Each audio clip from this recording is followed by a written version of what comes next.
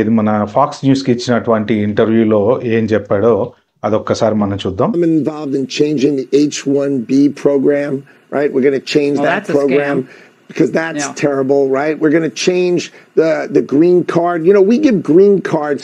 The average American makes $75,000 a year, and the average green card recipient $66,000. Okay, చూశారు కదా. ఆయన ఏం చెప్పాడంటే బేసిక్‌గా స్కామ్ అన్నాడు.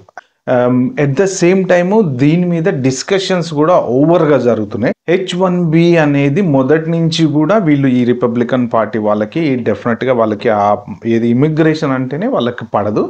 But at the same time ఇక్కడ వాళ్ళకి పడకపోవడానికి కారణం ఏంటంటే ఆ H-1B ప్రోగ్రామ్ని వాడుకుని లోకల్స్కి జాబులు రావట్లేదు అనేటువంటి పెద్ద వాదన అనమాట.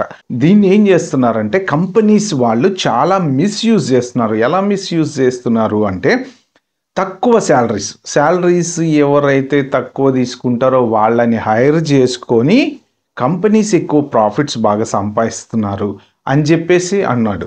It's become a total scam. These companies game the system.